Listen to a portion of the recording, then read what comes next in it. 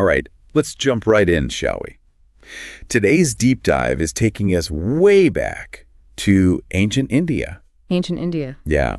We're going to be looking at the Indo-Aryan migration And the Vedic period. the Vedic period. We've got a chapter from a world history textbook. World Civ, yeah. World Civ textbook, yeah, It's exactly. to help guide us. Yeah, and it's a really interesting period in history. So Full of mysteries. full of mysteries. And significance. Yes, cultural significance for sure. It's like we're piecing together a puzzle. Yeah. So like, who were these Indo-Aryan people? And where do they even come from? The textbook dives into some pretty big debates about their origins. Right, so some scholars, Like some scholars. they completely reject the idea of any migration Oh, wow. and suggest that, They think they were just there. yeah, the Indo-Aryan people and their languages, they originated in India. Okay. But the theory that most scholars kind of go with is the Indo-Aryan Migration Theory, Okay. which says they came to India between 1800 and 1500 BCE. So like groups speaking Indo-European languages, right? Exactly, yeah. And they settled in the Indus Valley and the Ganges Plain. So, I mean, that would have been a huge shift, right? Like Yeah. all these new people coming in. Definitely, yeah. So if they did migrate, then where did they come from? Well, the most widely accepted theory about that is the Kurgan hypothesis. The Kurgan hypothesis. Mhm. What's that one? So it links the Indo-Aryans to nomadic pastoralists from the Pontic steppe. Pontic steppe. Where is that? That's in modern day, like Ukraine and Russia, Oh, wow. Okay. around 4000 BCE. Wow, that's a long way. So Yeah, all the way to India, huh? a long journey. Yeah. That's a heck of a trip. They had a very distinct culture, Okay. known for their like amazing horsemanship. Oh, really? And these unique burial practices, they would bury their dead Oh. under mounds called kurgans, hence the name. Oh, okay. Kurgans. Yeah. Gotcha. So that's why. Wow. So that's quite a journey all the way from the Pontic steppe to India. Yeah. So what does the textbook say about, like, how do they actually get there? Was it just like one big invasion or like a slow migration? You know, what was it like? It's really interesting. For a long time, the idea of a big violent invasion, that's what people believed. Right. You might have even heard about that archaeologist, Mortimer Wheeler. Yeah, I think I remember that name. He had this theory. It was about the skeletons that were found at Mohenjo-Daro. Mohenjo-Daro. Yeah, and he blamed them on, like, an Aryan massacre. Oh, yeah, I remember learning about that. That was pretty intense. That's painted a very dramatic picture, you know? It did. But thankfully, research has since shown that that theory, it's not accurate. Okay, good. So what we understand now is that the migration was a much more gradual process. Okay. It probably happened over centuries. Okay. Instead of a sudden takeover, it was more like a complex interaction between these different groups with cultural exchange and a gradual kind of integration. Oh, so much more complicated than just a big, dramatic battle. Right. Much more nuanced. Okay, yeah, that makes sense. Yeah. Okay, so not a Hollywood movie, but it's still a big deal, right? Yeah. I mean, all these people migrating, settling in new areas, I mean, that had to have a huge impact. It did. So what do we know about the Vedic period itself? Where do we get our information from? Our primary source of information for that period are the Vedas. The Vedas. Yep, they're the oldest scriptures in Hinduism. Okay. And they were composed in Sanskrit during this era, roughly between 1750 and 500 BCE. Okay, so that's like a big chunk of time. It is. Okay, and the Vedas are they're like a window into the past. Right? They're like a time capsule, yeah. Yeah, wow. They give us glimpses into their religious beliefs, their social structures, even their daily lives. That's pretty amazing that we have something like that. That's incredible. So let's zoom in on the early Vedic period, like from 1750 to 1000 BCE. Okay. What can the Vedas tell us about life during that time? Well, you have to imagine life as a pastoralist, Okay. herding cattle, sheep, goats. Yeah. Cattle were especially important. So- Not just for like food and sustenance, Right. but also as a major symbol of wealth All right. and prestige. Okay, so like not city life just yet. Not at this point, no. Okay, so mostly pastoralists. Right, and agriculture was pretty limited at this time. Okay. And get this, knowledge was preserved through an oral tradition. Oh, wow. So imagine Memorizing everything. and reciting Wow. vast amounts of information, passing it down through generations. That's incredible. And this practice eventually led to the composition of the Rig Veda. The Rig Veda. Yeah, it's one of the most important Vedic texts. When was that written? Composed, actually. Yeah. Sometime between 1500 and half 1200 BCE. Okay. So think of it as a collection of hymns, myths, and prayers. Okay, so like their stories, their beliefs. Exactly, and it gives us a lot of insight into their worldview. Wow. For example, there's one hymn that praises Agni, the god of fire, as a messenger between humans and the gods. So you can see how some key elements of Hinduism Are already starting to come out. are taking shape. Yeah. Okay, that's interesting. Right. The textbook also mentions something called the Battle of the Ten Kings. Oh, yeah.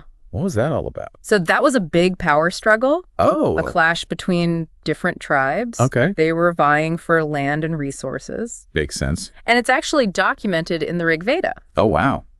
So this conflict ultimately led to the formation of larger tribal unions like the Kuru. Lukulu. And that laid the groundwork for more complex political organizations that came later. Okay, so even in this early period, we see some signs of like expansion and things coming together to form larger groups. Yeah, exactly. Okay, that's interesting. But if I'm reading the textbook correctly, there's a big change about to happen. Oh, yeah, definitely. A big transformation. A big one. Yeah. In the later Vedic period, which is from 1000 to 500 BCE, we see a dramatic shift towards settled agriculture and more complex social structures. So no more just pastoralists then? Right. What happened? It's all thanks to one key innovation. Iron. Iron. Yeah. Imagine the impact that iron tools would have. Right. Axes and plows. Okay, yeah, I see, yeah. They could clear forests. Much easier. And cultivate the fertile Ganges plain. Wow, that's huge. On a much larger scale. Yeah, that would be game-changing. It was. Okay, so what kind of crops were they growing? Wheat, rice, barley. Oh, the staples. The staples, yeah, that you still see in Indian cuisine today. That's fascinating. And this agricultural boom, it fueled a surge in specialized crafts, too. Oh, like what? Carpentry, leatherwork, pottery, jewelry making, all sorts of things. Wow, it's like everything changes. It's like a whole new level of societal complexity emerges. Yes, yeah, I see that. And of course, their economic system. It had to have evolved too, right? It did. It had to adapt to all this new complexity. So what did that look like? Well, barter and gift giving. So the old ways? Yeah, they remained important, but cattle also continued to be used as a unit of currency. Oh, really? Yeah. Okay. There's evidence of trade in gold, silver, and other metals, too. Okay. Although coins, they weren't in use yet. Not yet. But it's fascinating to see how these different aspects of life, like the agriculture, the technology, the trade, the social structure, how they're all interconnected. Yeah, like it all influences each other. It's a ripple effect. The ripple effect, yeah. And those ripples would eventually reach beyond the Ganges plain. Oh. As the Vedic world started to encounter forces from outside the Indian subcontinent. Oh, so it sounds like this period of, like, you know, them being by themselves, kind of, that didn't last forever. It didn't. It sounds like we're about to enter a whole new chapter. We are. Think of it as zooming out from the internal developments of the Vedic period. Okay. To see how it interacted with the wider world. Oh, I'm ready. And that's where things get really interesting. Yeah, I want to hear about it. Yeah, so, you know, we've been talking about all these changes happening within the Vedic world. Right, like internally. Yeah, exactly. But as with any civilization. They're not just on an island. Right. There's always this interaction. With other people. With the outside world. Exactly. Yeah. And in the early 6th century BCE, things took a pretty dramatic turn. Oh. What happened? The arrival of Darius I, ruler of the Achaemenid Empire. Oh, wow. The Achaemenid Empire, that was a powerful one. It was huge. His forces marched right into the Indus Valley. Wow, so that's a big turning point then, right? There's a whole new era. Yeah, after centuries of relative autonomy, right, the Vedic world is now facing these empires. Yeah, and these big, powerful forces. What kind of impact did that have? Was it just conflict? Or was there cultural exchange too? It was a little bit of both, actually. Oh, really? Yeah. So, I mean, obviously, Darius I coming in brought the Indus Valley under Persian control. Right. And that exposed the region to new administrative systems. Mm. Oh, so like new ways of governing. Exactly. New ideas. Okay. But it also did open up these new trade routes. Oh, so there's a positive side too. Yeah. And introduce new technologies and cultural practices. So it was a time of like Big change. Stage. Adaptation. Definitely. Yeah, that makes sense. Like they're kind of forced to adapt, right? Yeah, it's like the Vedic world was suddenly thrust onto this much larger stage. Right. Yeah, and the textbook also mentions something else happening around this time, the emergence of the Indo-Greek kingdom. Oh, yeah, the Indo-Greek kingdom. What was that all about? Right, so after Alexander the Great's campaign... Alexander the Great. In the 4th century BCE, these series of Indo-Greek kingdoms, they popped up across parts of what's now Afghanistan and Pakistan. And this brought Greek culture and influences into direct contact with the Vedic world. Oh, wow, that's fascinating. It was a fascinating fusion. Like, you saw this blend of artistic styles. Oh, wow. Philosophical ideas. Even religious practices. So we're not just talking about the influence of one empire now. Right. It's this mix. This blend. The Persian and Greek element. That's exactly. Wow, that's so interesting. It really is. And what's even more amazing is that despite all these outside forces coming in, so much of what emerged during the Vedic period, it continued to resonate in Indian culture. That's what I was thinking. It's like they held on to their own traditions. Yeah, it's a testament to how resilient and adaptable those Vedic traditions were. Right. So, like, what are some examples? Well, think about the core concepts of Hinduism, karma and reincarnation. Those have their roots in the Vedas. Oh, wow. Okay. And Sanskrit, the language of the Vedas, it's not widely spoken today, but it's still a sacred language for Hindus. It is. Yeah, and it continues to shape Indian literature and thought. Wow, that's fascinating. So it's like, even though it's not like an everyday language, it's still this living connection. It carries these cultural echoes. To the past. Yeah. Okay, so we've got religion, language. What about other parts of Indian society? Anything else that shows this legacy of the Vedic period? Definitely think back to what we were talking about with the caste system. Oh. While thankfully it's not as rigid today.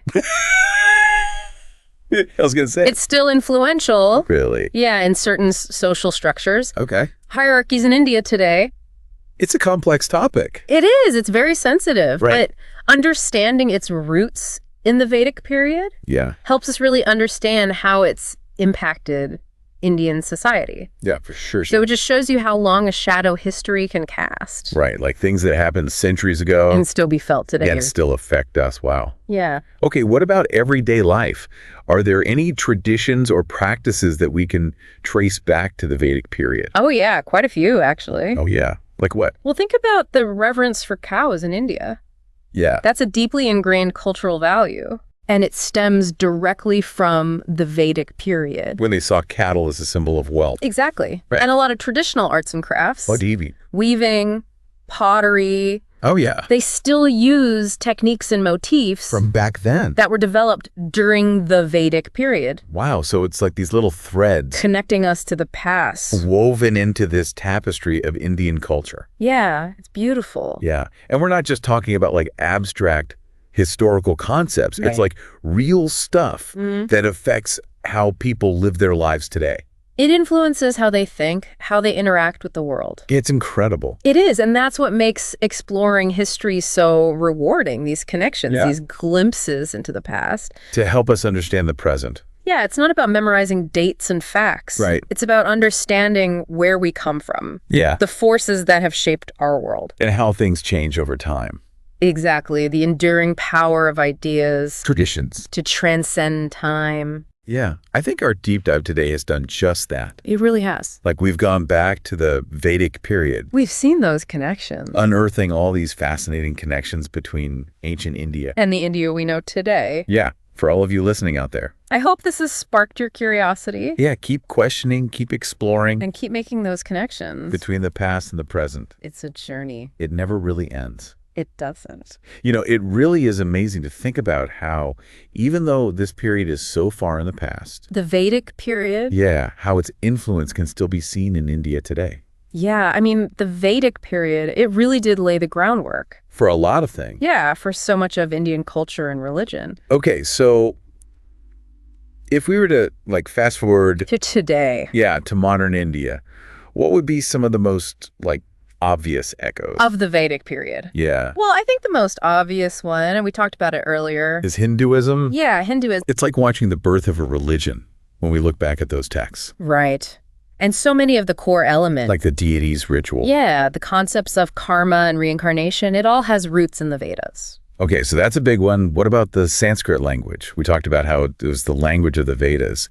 Does it still have any kind of presence in India today? It does. It's not a language of everyday conversation anymore. Right. But it's still considered the sacred language of Hinduism. Really? Yeah, it's used in religious ceremonies, chants, hymns, all of that. So it's still like a living language in a way. It is, in a sense, and its influence goes even beyond religion. Oh, yeah. Yeah, it's shaped Indian literature, philosophy, even some aspects of modern-day Hindi and other Indian languages. Okay, so we got religion, we've got language. Yeah. Are there other parts of Indian society today that kind of reflect this legacy of the Vedic period? Definitely. I mean, we talked about the caste system earlier. Yeah, that was a complex one.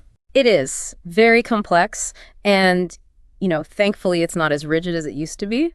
Yeah, that's good. But you can still see its influence in certain social structures and hierarchies in India today. So it's kind of like a long shadow of history in a way. Yeah, things that happened centuries ago, they still have an impact today. That's crazy to think about. It is. And, to really understand it. We have to go back and look at its roots. Exactly. The Vedic period. Okay, what about everyday life? Are there any traditions or practices that have roots in the Vedic period? Oh, there are actually a lot, more than you might think. Really? Yeah, I mean, think about the reverence for cows in India. Yeah, that's a big one. Right, that comes directly from the Vedic period. Where they saw them as symbols of wealth and prosperity. Exactly. Right. And even a lot of traditional arts and crafts, weaving, pottery. Oh, yeah? They still use techniques and motifs that were developed during the Vedic period. Wow, so it's like all these threads of the past. Woven into the fabric of modern India. That's a beautiful way to put it. It's incredible. It really is, and it's these connections, these glimpses into the past. That help us understand the present. That make exploring history so fascinating. It's not just about dates and names. It's about understanding how things change over time. It's about where we come from, the forces that have shaped our world. The enduring power of ideas and traditions to transcend time. Exactly. Well, I think our deep dive today has done just that. We journeyed back to the Vedic period. We uncovered these fascinating connections between ancient India and the incredible culture that exists there today. Absolutely. And for everyone listening, I hope this has kind of sparked your curiosity about the ancient world and how much it still affects us today. So keep questioning, keep exploring, keep making those connections between the past and present, because it's a journey that really never ends. It never does.